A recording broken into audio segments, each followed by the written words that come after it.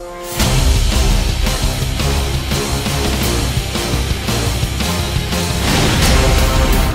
una excusa bastante barata, porque el Señor Jesucristo, cuando predicó el evangelio, jamás dijo que si una persona venía a Él le iba a quitar los problemas. Nunca lo dijo, nunca lo dijo. Entonces, una persona que viene a Cristo tiene que comprender que no se le van a quitar los problemas, sino que el Señor lo que ha prometido es darnos la sabiduría si nosotros nos sometemos a Él, para que podamos solucionar.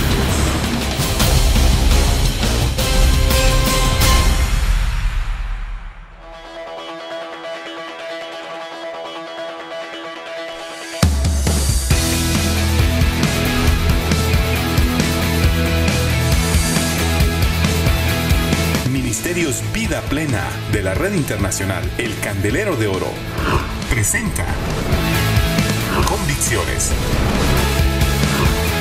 con la doctora Claudia Navas, pastora y psicóloga. Acompáñanos y compartamos juntos la poderosa palabra de Dios. Vamos a ir todos juntos al Evangelio según San Lucas, en su capítulo número 15, versículo 11 en adelante. Amén. Cuando tenga la cita bíblica puede decir un amén fuerte. San Lucas, en su capítulo 15, versículo 11 al 17. Vamos a leer la preciosa palabra de Dios. ¿Cuántos trajeron su Biblia a la casa de Dios? Dicen amén. Muy bien, leamos lo que dice la bendita palabra de Dios. Dice así: también dijo, un hombre tenía 2 hijos. ¿Cuántos hijos tenía? 2 hijos. El verso 12: y el menor de ellos dijo a su padre: Padre, dame la parte de los bienes que me corresponde. Y les repartió los bienes. No muchos días después, juntándolo todo, el hijo menor se fue lejos a una provincia apartada. Oiga lo que dice: y allí desperdició sus bienes viviendo perdidamente.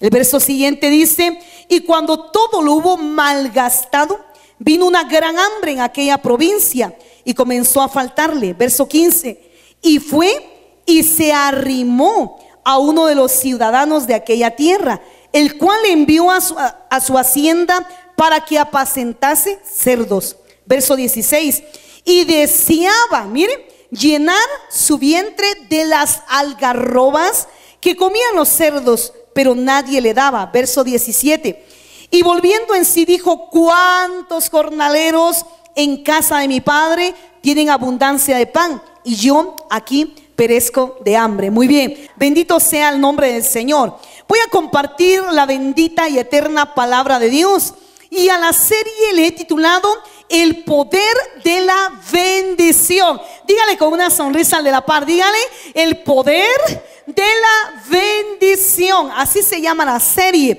Pero en esta oportunidad el mensaje lo he titulado Permanencia en los caminos de Dios, en su parte número 3. Diga conmigo: permanencia en los caminos de Dios, en su parte número 3. Así se va a denominar el mensaje en esta oportunidad. Ya estuve compartiendo la parte 1 y la parte 2. Si usted la quiere adquirir, está ahí en DVD y en CD. Así que el mensaje se llama, repito una vez más conmigo, diga: permanencia en los caminos de Dios, en su parte número 3. Vamos a ver, ¿cuántos quieren permanecer todos los días de su vida en los caminos de Dios? Levanten su mano y den un gloria a Dios fuerte.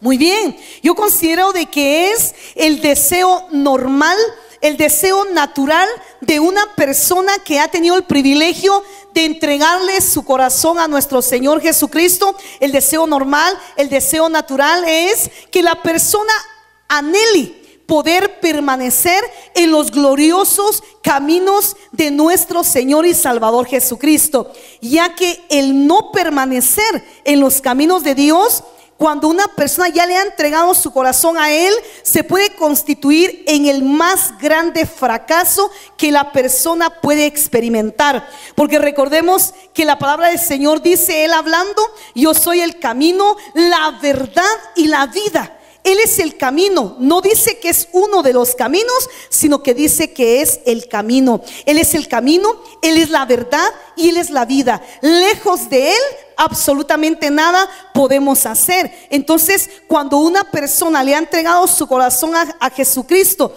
y ya no permanece en los caminos de Dios, ese sí se puede constituir en el más terrible fracaso que la persona puede experimentar. Podemos darnos cuenta de que la voluntad de Dios es que podamos permanecer en sus caminos. Esa es la voluntad de Dios. ¿Por qué es la voluntad de Dios que permanezcamos en sus caminos? Por una sencilla razón: porque Él nos ama. Diga conmigo: Dios me ama. Pues dígalo más animado, más animada. Diga conmigo: Dios me ama, y por eso desea que yo permanezca siempre en sus caminos. Ahora, Dios sabe muy bien que una persona lejos de Él solamente va a sufrir. Una persona lejos de Dios solamente va a experimentar fracasos, desdichas, desgracias, dolores innecesarios. La parábola que nos ocupa es la parábola del hijo pródigo. Y la Biblia dice aquí de que había un padre de familia que tenía 2 hijos. Y dice la palabra del Señor que el hijo menor, diga conmigo, el hijo menor le dijo al padre: Padre, dame los bienes que me corresponden. Y dice que no muchos días después, juntándolo todo, el hijo menor se fue de la casa del padre. Diga conmigo: se fue de la casa del padre. Tomó esa mala decisión de irse de la casa del padre. Y podemos ver que él comenzó a experimentar dolores, precariedades que nunca había experimentado. Porque cuando estaba en la casa del padre no le hacía falta cosa alguna. Pero cuando se apartó de la casa del padre, entonces comenzó a experimentar lo que realmente era el sufrimiento. En esta oportunidad, con la ayuda del Señor, en primer lugar quiero definirles lo que significa el término permanencia. Cuando dice la palabra del Señor que nosotros permanezcamos, nos mantengamos firmes en los caminos del Señor, el término permanencia tiene por lo menos 4 acepciones de acuerdo al diccionario de la Real Academia Española. Número 1, permanencia significa duración firme. Se lo voy a repetir porque yo sé que usted tiene por cultura tomar las anotaciones pertinentes de la palabra de Dios. Así que permanencia significa duración firme en primer lugar. En segundo lugar, significa constancia. Constancia, de tal manera que cuando hablamos nosotros de permanencia, estamos hablando de tener una duración firme en algo. 2, constancia. Número 3, significa estabilidad.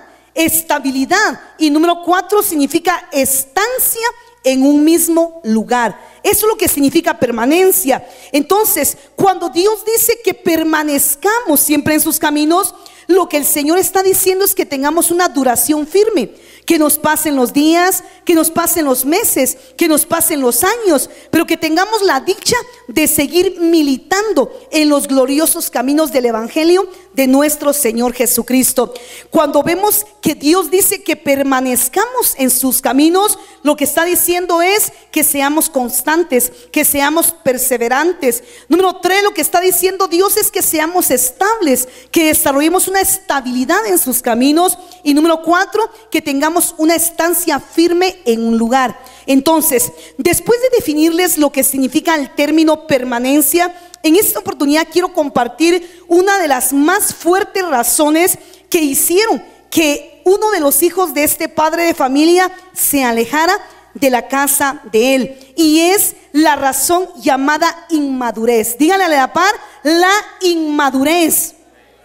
Cuando vemos en la bendita palabra de Dios, ahí en Lucas capítulo 15, verso 11, miren lo que dice la Biblia. Dice: también dijo un hombre, tenía 2 hijos. ¿Cuántos hijos tenía? 2 hijos. Y dice el verso 12: el menor de ellos dijo a su padre. El menor fue, no fue el mayor. Diga conmigo: fue el menor.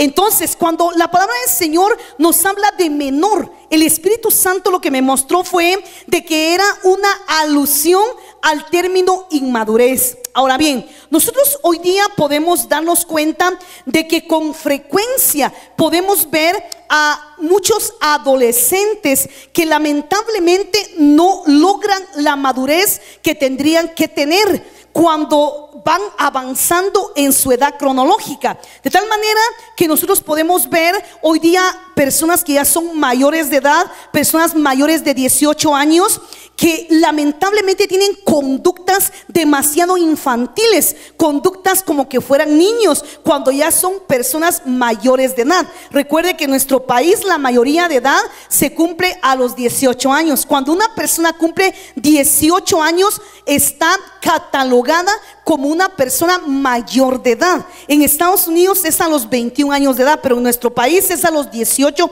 años de edad. Pero lamentablemente podemos ver personas que ya tienen 18 años, de 18 años para arriba, que las conductas que tienen, las formas de actuar que tienen, pareciera que no van de acorde a la edad que tienen, sino que son conductas totalmente infantiles. Y eso se debe a que lamentablemente se está viviendo en una sociedad que tiene tres características muy importantes que quiero compartir con ustedes.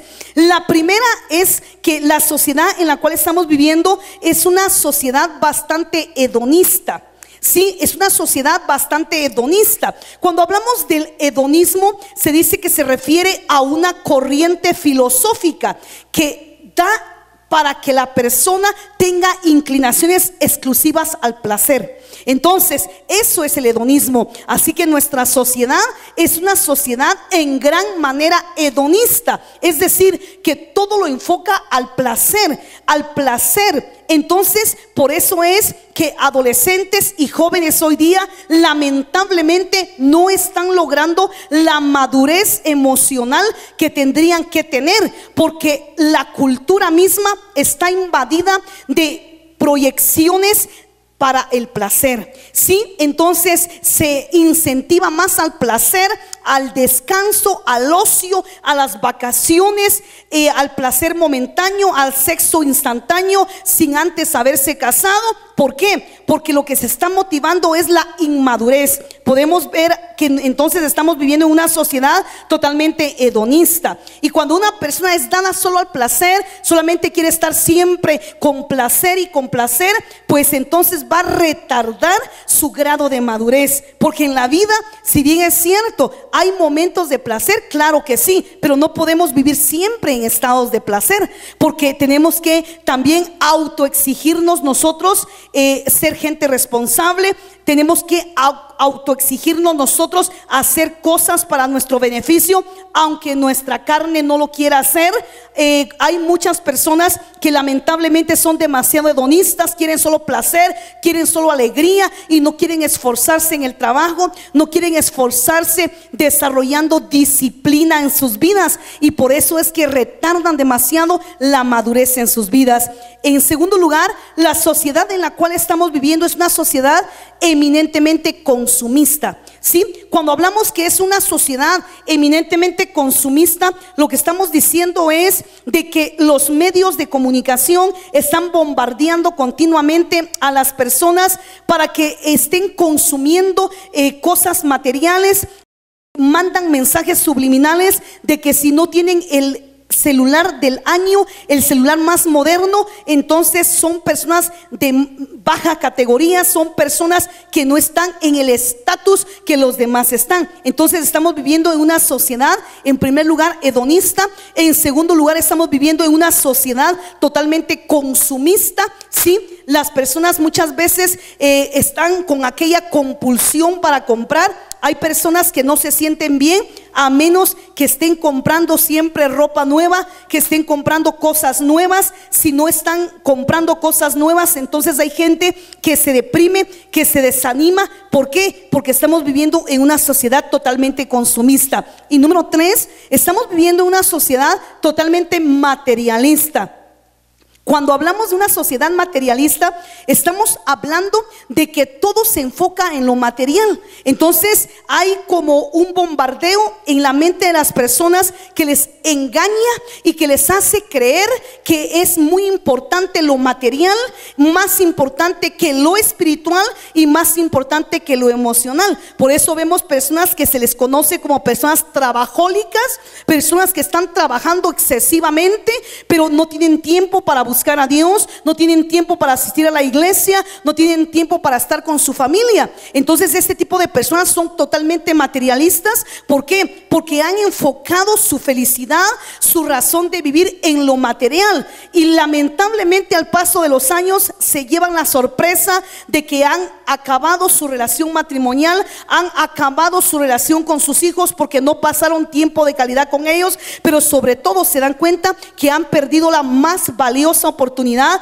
de haberle dedicado a Dios el tiempo que era para Dios. Nuestro Señor Jesucristo dijo: dadle al César lo que es del César, pero dadle a Dios lo que es de Dios. El trabajo es bueno, claro que sí es bueno, pero es muy importante que comprendamos que somos seres tripartitos. Tenemos un espíritu, tenemos un alma y tenemos un cuerpo. Entonces cuando una persona solo se enfoca en lo material, en lo material y en lo material, y descuida su área espiritual y descuida su área emocional, entonces es donde vemos que las personas, aunque logren algo material, comienzan a tener episodios de depresión, se comienzan a enfermar emocionalmente y hasta físicamente, y sobre todo sus familias comienzan a ser familias totalmente disfuncionales. Entonces es muy importante que comprendamos las características de la sociedad en la cual estamos viviendo, para que no nos dejemos bombardear por este espíritu que se está moviendo en nuestra sociedad. Así que nuestra sociedad es en primer lugar hedonista,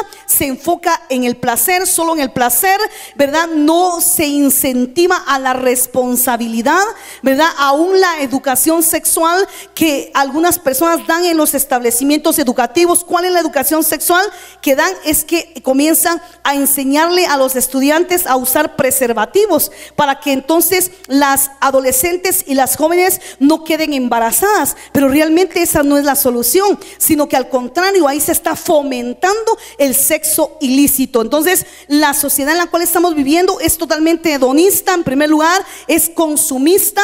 Hay personas que se casan por interés económico con otra persona porque son consumistas. Lo que quieren es que se les compren cosas materiales. Y hay personas que son demasiado materialistas. Una persona materialista es aquella persona que no le da importancia a su relación con Dios, que no le da importancia a su espíritu, está explotándose a sí misma en el trabajo. Entonces comienza a desmoronarse espiritualmente y también emocionalmente, porque recordemos que nuestro Señor Jesucristo dijo: venid a mí los que estáis cargados y trabajados, que yo os haré descansar. Entonces el ser humano fue creado por Dios para interesarse en las tres áreas de su vida: en su espíritu, en su alma y en su cuerpo. Pero cuando descuida una de estas áreas, entonces comienza a tener un desequilibrio, pierde la homeostasis. La homeostasis se refiere al equilibrio que debemos de tener en la vida. Entonces cuando una persona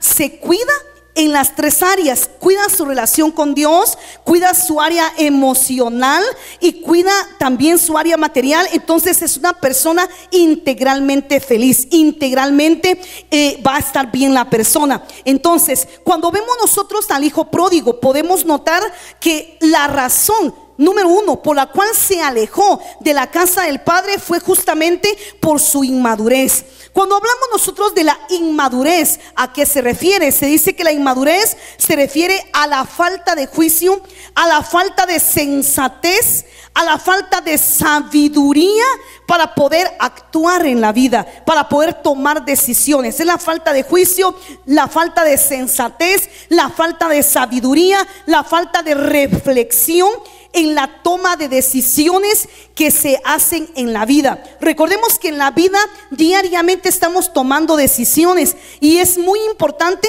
que esas decisiones la persona las pueda tomar con la debida sabiduría, pero para eso se necesita una madurez espiritual y una madurez emocional. En esta oportunidad entonces vamos a ver cómo el hijo pródigo se volvió pródigo. ¿Por qué? Porque su inmadurez fue la que hizo que se alejara de la casa del Padre. Hay personas que se convirtieron a nuestro Señor Jesucristo y lo hicieron con todo su corazón, pero lamentablemente no se esforzaron por madurar espiritualmente, no se esforzaron por madurar emocionalmente, y después lo que sucede es que se alejan de los caminos de Dios. Pero la razón número uno por la cual el hijo menor se alejó de los caminos del Padre, de la casa del Padre, fue por inmadurez. Hay personas que cuando se alejan de los caminos de Dios hacen alusiones como las siguientes. Dicen: es que yo me alejé de Dios porque tenía muchos problemas.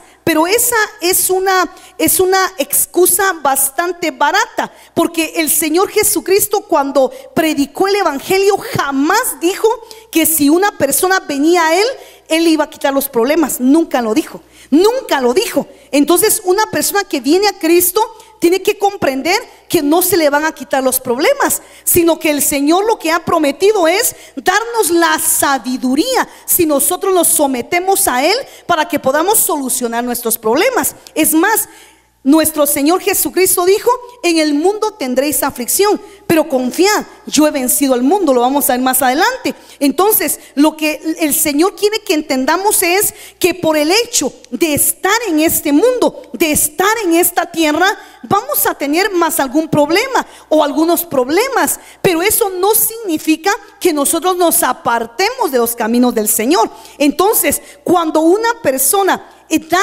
esta excusa de que porque tenía problemas se alejó de Dios, pues ahí está demostrando su falta de madurez, su falta de inteligencia, su falta de sabiduría. Porque lo lógico sería de que si la persona está atravesando por algún problema o algunos problemas, que se acerque más a Dios, porque Dios es el único que tiene la solución perfecta, la respuesta exacta para las diversas problemáticas que el hombre pueda vivir en esta tierra. Hay otro tipo de personas que dicen: yo me alejé de Dios porque tal persona era evangélica también y falló y cayó en pecado. Pero ahí también están dando una excusa bastante barata, porque el Señor dice en su palabra: maldito el hombre que confía en el hombre. Lo que está diciendo es: maldito el hombre que pone su esperanza en otro hombre. Porque recordemos que todos los seres humanos somos personas falibles, somos personas que, si bien es cierto, estamos con virtudes, tenemos cosas muy buenas, pero también tenemos defectos, tenemos debilidades. Entonces, cuando una persona dice: yo me alejé de Dios porque tal persona me falló, porque tal persona me hizo esto o lo otro, pero recordemos que el Señor también da la solución en su palabra. El Señor Jesucristo dijo claramente: es imposible que no hayan tropiezos. Cuando aparece la palabra tropiezo en ese texto bíblico, es la palabra griega escandalón. Esa es la palabra griega que comienza con S, escandalón, y se escribe con K. Un escandalón. El Señor dijo: es imposible que en la vida no hayan tropiezos, pero hay de aquel que pone el tropiezo. Entonces, lo que el Señor estaba diciendo era: es imposible que a una persona no le fallen otras personas. Es imposible, eso es imposible. Pero el Señor dice: pero hay de aquel por el cual viene el tropiezo. Mejor le fuera colgarse una piedra en el cuello y echarse en lo profundo del mar. La persona que pone el tropiezo va a pagar, pero la reacción que la persona tiene que tener cuando alguien le falla, sea cristiano, cristiana, es perdonar a esa persona, pero jamás que sea motivo para que la persona se aleje de los caminos del Señor. Hay otro tipo de persona que dice: yo me alejé de Dios porque Dios no me contestó, no me ayudó, no me respondió en la necesidad que yo tenía, en el problema que yo tenía. Pero recordemos algo que es muy importante, y es que entendamos que aquí en esta tierra no estamos para que Dios cumpla nuestros caprichos, para que Dios cumpla nuestros deseos. Aquí en la tierra estamos para cumplir los deseos de Dios. Démosle ese aplauso al Señor, amén. Es una cosa muy diferente. ¿Es malo pedirle algo a Dios? Claro que no. Pero siempre debemos de adecuarlo a si es la voluntad del Señor o no es la voluntad del Señor. Entonces, en esta oportunidad, después de darles algunas de las excusas que algunas personas presentan, no puedo omitir esta, y es la gente que dice: ya no busqué a Dios porque no me daba tiempo. Sí, ya no busqué a Dios porque no me daba tiempo, por el trabajo, por los estudios. Pero la palabra del Señor dice en Mateo 6:33: mas buscad primeramente el reino de los cielos y su justicia, y todas las cosas os serán añadidas. Las personas más ocupadas son personas que, si son ordenadas en la mayordomía de su tiempo, siempre van a extraer un tiempo especial para el Señor, porque son gente inteligente, son gente que han entendido que estar en los caminos de Dios es lo mejor que les puede pasar. Muy bien, vamos a compartir otro aspecto muy importante del mensaje que Dios me ha dado en esta oportunidad, y es acerca de un síndrome que se conoce como el síndrome de Peter Pan. Nosotros, como estudiosos, como profesionales de la psicología, hemos comprendido de que cuando una persona tiene determinada edad, 18 años o más, es más, conocemos a personas menores de 18 años que son adolescentes, que son personas bastante maduras emocionalmente hablando, y eso es extraordinario. Por ejemplo, en la Biblia nos habla de un adolescente llamado Usías, y dice que Usías a los 16 años comenzó a reinar en todo Jerusalén, y reinó 52 años. Su madre se llamó Jecolías, y dice la Biblia que Usías hizo lo recto ante los ojos de Dios, e hizo todo lo que su cobertura espiritual, que se llamaba Zacarías, le había indicado. Y por eso Dios prosperó a este adolescente llamado Usías. Pero hay casos en los cuales las personas lamentablemente no actúan conforme a la edad que tienen, a la edad cronológica que tienen, sino que las actitudes que tienen son demasiado infantiles. Entonces se conoce a este problema de inmadurez como el síndrome de Peter Pan. Ahora, se dice que el síndrome de Peter Pan, algunos especialistas en la psicología lo conocen como el complejo de Peter Pan. Ahora, el síndrome de Peter Pan es un trastorno psíquico. Oiga esto, es un trastorno psíquico que afecta exclusivamente a los varones, ¿sí? Y se caracteriza por 6 bloques sintomáticos. En esta oportunidad quiero compartir los 6 bloques sintomáticos de los cuales está compuesta esta problemática, este síndrome llamado el síndrome de Peter Pan. ¿Quién es un varón que tiene el síndrome de Peter Pan? Es el varón que ya puede tener 18 años o más, y sus actitudes son demasiado infantiles. Y vamos a ver entonces los 6 bloques sintomáticos del síndrome de Peter Pan. Número 1, el varón que tiene el síndrome de Peter Pan, que tiene este trastorno psíquico, trastorno mental, ¿sí? Número 1, el primer bloque sintomático es la irresponsabilidad. La irresponsabilidad. Oiga lo que significa el término irresponsabilidad. Se dice que la irresponsabilidad es obrar o tomar decisiones sin considerar las consecuencias que pueden conllevar. Eso es irresponsabilidad. Es obrar, tomar decisiones sin considerarse obligado a responder por ello. Esa es la persona irresponsable. Una persona irresponsable, por ejemplo, una persona irresponsable, un varón irresponsable podría ser aquel que no trabaja pero quiere mujer.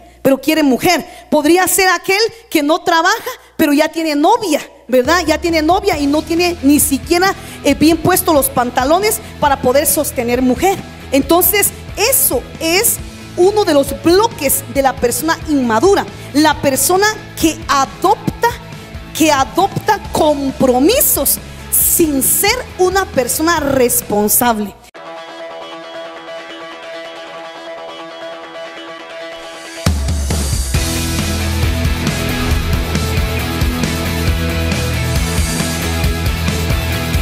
Ministerios Vida Plena de la Red Internacional El Candelero de Oro presentó Convicciones con la doctora Claudia Navas, pastora y psicóloga. Acompáñanos y compartamos juntos la poderosa palabra de Dios.